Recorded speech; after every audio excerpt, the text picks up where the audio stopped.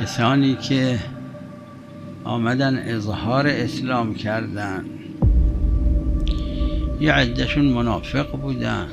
تو اصحاب پیغمبر صلی الله علیه و آله خدای تبارک و تعالی 10 جای قرآن نام منافقین از اصحاب پیغمبر را آورده. گذشته از این یه سوره جدا به نام سوره المنافقون نازل فرموده. تو اون سورم قرآن کریم فرموده به پیغمبر اسلام خطابه: هم العدو فاحذرهم قاتلهم الله.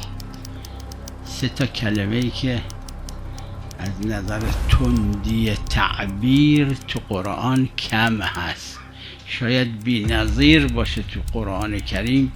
3 کلمه به این تندی پشت سر هم. کفار دشمن نیستن، دشمن اصلی اینا هستن، این منافقین.